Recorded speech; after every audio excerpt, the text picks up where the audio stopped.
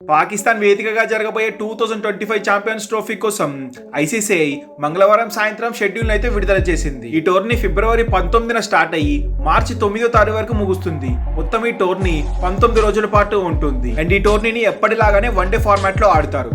And last time 2013లో team India ఈ ట్రోఫీలో ఛాంపియన్ గా నిలిచింది. అండ్ అట్లనే లాస్ట్ టైం 2017లో పాకిస్తాన్ వర్సెస్ ఇండియా జరిగిన ఫైనల్లో పాకిస్తాన్ అయితే ఛాంపియన్ గా నిలిచింది. ఆ తర్వాత నుంచి ఇప్పటి వరకు ఒక్క ఛాంపియన్స్ ట్రోఫీ కూడా ఆడలేదు. ఆఫ్టర్ 7 years తర్వాత తిరిగి మళ్ళీ మనం ఛాంపియన్స్ ట్రోఫీ ఆడుతున్నాము 2025లో. అండ్ ఈ టోర్నమెంట్ పేరులోనే ఛాంపియన్ ఉంది కాబట్టి కేవలం ఛాంపియన్స్ టీమ్స్ మాత్రమే ఈ టీంలో ఆడతాయి.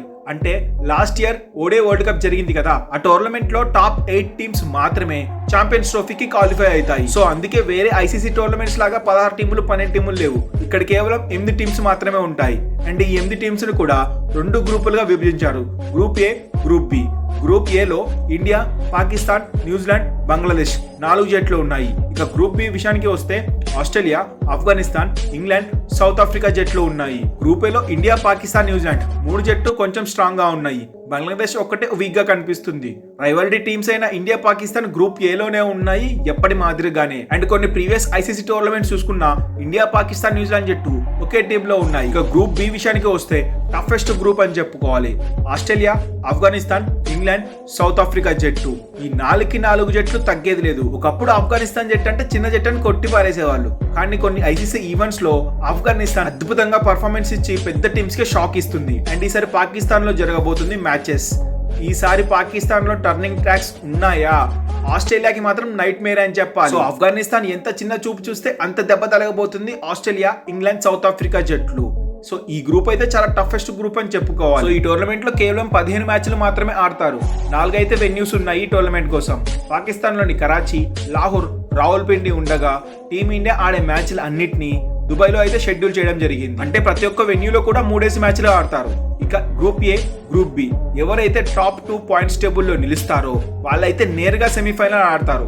ఇక సెమీఫైనల్ 1 మ్యాచ్ అయితే దుబాయ్ లో జరగబోతుంది. సెమీఫైనల్ 2 మ్యాచ్ లాహోర్ లో జరగబోతుంది. If in case team India final కి వస్తే వేరే ఏ టీం ఫైనల్ కి వచ్చినా టీమిండియాతో పాటు ఫైనల్స్ ని మార్చి 9వ తారీఖు దుబాయ్ లో ఆడతారు. ఒకవేళ టీమిండియా ఫైనల్ గానీ సెమీఫైనల్ గానీ చేరలేదనుకోండి, ఆ మ్యాచ్లన్నీ లాహోర్ లో జరగడం జరుగుతుంది. సో నాకౌట్ మ్యాచెస్ కి అయితే రిజర్వ్ డే ఉంది. మార్చ్ 4th సెమీఫైనల్ 1 జరిగితే మార్చ్ 5th తారీఖు రిజర్వ్ డేగా సెమీఫైనల్ మ్యాచ్ కు పెట్టారు. అండ్ అట్లనే second semifinal match March 5th జరిగితే దానికి రిజర్వ్ డేగా 6th డే నిర్వహిస్తారు.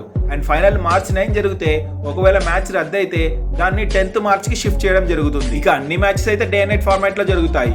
ఇండియన్ టైమింగ్స్ ప్రకారం మధ్యాహ్నం 2:30 అయితే మ్యాచ్ అయితే స్టార్ట్ అవుతుంది. ఇక ఛాంపియన్స్ ట్రోఫీలో ఫస్ట్ మ్యాచ్ అయితే పాకిస్తాన్ వర్సెస్ న్యూజిలాండ్ కరాచీలో అయితే మ్యాచ్ స్టార్ట్ అవుతుంది.